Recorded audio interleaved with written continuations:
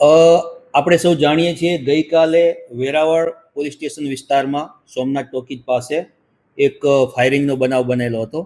આ ફાયરિંગનો બનાવ બનેલ હતો એમાં જાવેદ તાજવાણી ઉર્ફે જાવેદ વાંદરી ઉપર ફાયરિંગ કરવામાં આવ્યું હતું અને આ ગોળી એને હેડશોટ એટલે કે માથામાં કપાળના ભાગે જમણી આંખની ઉપર વાગેલી હતી. અને આ બનાવને પરિણામે પહેલાં વેરાવળ પોલીસ સ્ટેશનમાં હત્યાના પ્રયાસનો ગુનો નોંધાયેલો હતો અને ત્યારબાદ આ જાવેદ તાજવાણી ઉર્ફે જાવેદ વાંદરીને પહેલાં સરકારી હોસ્પિટલ, પછી મલ્ટી સ્પેશિયાલિટી વિમ્સ હોસ્પિટલ અને ત્યારબાદ વધારે સારવાર માટે જૂનાગઢ ખાતે ખસેડવામાં આવ્યા હતા. અને આ સારવાર દરમિયાન માથામાં ગોળી વાગવાની ઈજાના કારણે તેમનું મૃત્યુ થયેલ છે અને આ સમગ્ર બનાવ હત્યાના બનાવમાં પરિણમ્યો હતો. સમગ્ર બનાવ બન્યો ત્યારથી જ પહેલાંથી જ આરોપી તરીકે વડોદરાના જ ફારૂક મોલાના એફએમનું નામ આવી રહ્યું હતું અને પોલીસે આ દિશામાં તપાસ ચાલુ કરી હતી. અને પોલીસને જે શંકાસ્પદ નામ મળ્યા હતા એ શંકાસ્પદ નામ વેરીફાઈ થયા હતા. ત્યારબાદ પોલીસે સોમનાથ જિલ્લા પોલીસ દ્વારા લગભગ 6 જેટલી જુદી જુદી એલસીબી અને એસઓજીની ટીમ બનાવી ફારૂક મોલાના અને એના સાગરીતોને પકડવા માટે આખા જિલ્લામાં જુદી જુદી જગ્યાએ રેડો કરવામાં આવી હતી. અને લગભગ વહેલી સવારે 3 થી 4 વાગ્યાના અરસામાં અમારી એલસીબીની ટીમોને આ આરોપીને તમામ 4 આરોપીને પકડવામાં સફળતા મળી છે. અને એમના હત્યામાં જે હથિયાર વપરાયું છે, જે દેશી કટ્ટો પિસ્તોલ જેવું એક હથિયાર છે, આ પણ કબજે લેવામાં આવ્યું છે. આમ ગઈકાલે લગભગ 1 વાગ્યાના અરસામાં એટલે કે તારીખ 20 તારીખના બપોરે 1 વાગે આ બનાવ બન્યો હતો અને 21 તારીખે સવારે લગભગ 3 થી 4 વાગ્યાના ગાળામાં અમે તમામ આરોપીઓને પકડી પાડ્યા છે. ગુનામાં ઉપયોગમાં લેવાયેલા વાહનો, ઉપયોગમાં લેવાયેલ હથિયાર એ તમામ કબજે કરી લેવામાં આવ્યું છે. આમ 24 કલાક કરતાં પણ ઓછા સમયગાળામાં સમગ્ર બનાવ ઉકેલી કાઢવામાં ગીર સોમનાથ પોલીસને સફળતા મળી છે. આરોપીઓ બધા છૂટા થઈ ગયેલા હતા, એટલા માટે મેં આપને કહ્યું 6 એક ટીમો અમે બનાવી હતી. એમાંથી 3 આરોપીઓ અમને કેશોદ બાયપાસ પાસેથી એ આગળ રાજકોટ સાઈડ ને અમદાવાદ બાજુ ભાગી જવાની ફિરાકમાં હતા.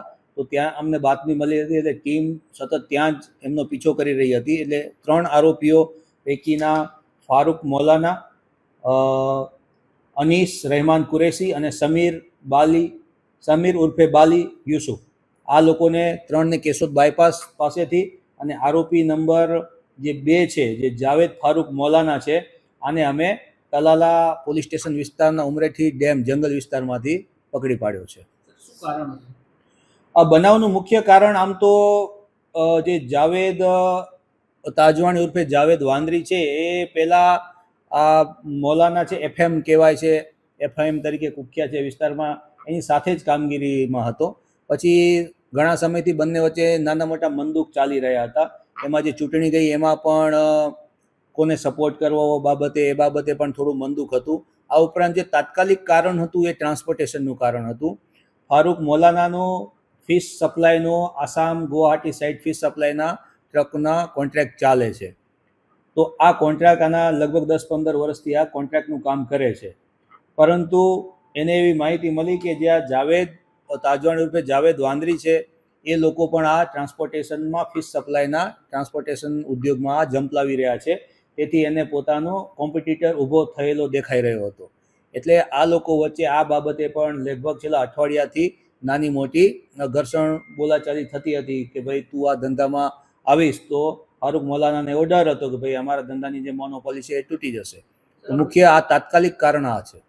બંને પક્ષે ફરિયાદ છે. ફારૂક મોલાના ઉપર લગભગ આપણે જોઈએ તો 10 થી વધારે જુદી જુદી સેક્શનમાં હત્યાનો આપણે મર્ડર છે, હત્યાનો પ્રયાસ છે, એવા સંગીન અપરાધો એના ઉપર ઓલરેડી નોંધાયેલા છે.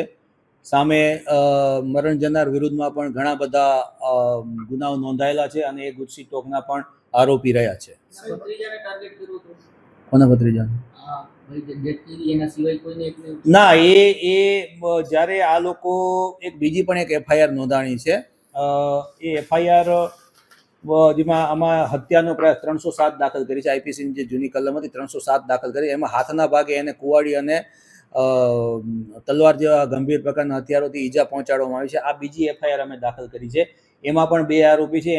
એમાંનો એક આરોપી છે રફીક કરીને, એને અમે અરેસ્ટ કરી લીધો છે. એમાં એક આરોપી અરેસ્ટ કરવાનો બાકી છે. તો એ આ ઘટનાને જ સંલગ્ન ઘટના છે, એ કોઈ બીજો અલગ બનાવ નથી.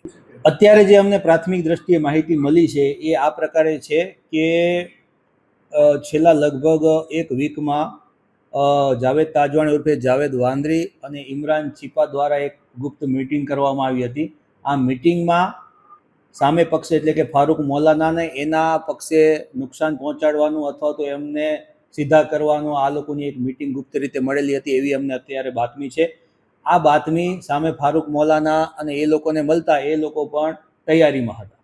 અને મીન વાઇલ આ રસ્તામાં જે કાલે જે બનાવ બન્યો છે એ કોઈ મતલબ પ્રી પ્લાન બનાવ હતો એવો નહોતો કે ભાઈ આજે આને આ જગ્યાએ પતાવી દેવો છે, એવો કોઈ બનાવ નહોતો. પરંતુ ગઈકાલે બપોરે એ વિસ્તારમાં લાઇટ ગઈ હશે એટલે આ જે ફારૂક મૌલાના પોતાનું 2 વ્હીલર લઈ અને પોતાની એક બીજી જગ્યાએ ફાર્મ હાઉસ ઉપર જતો હશે.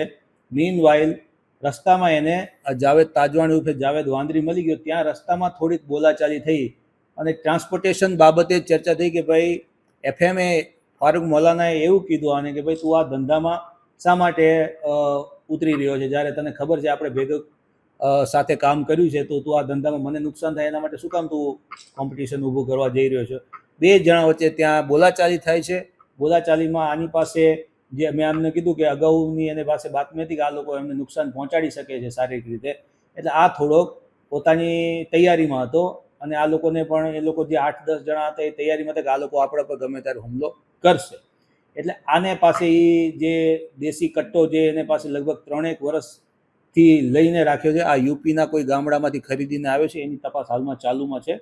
તો આ કટ્ટાથી એને સીધું ફાયર કરી દીધું છે.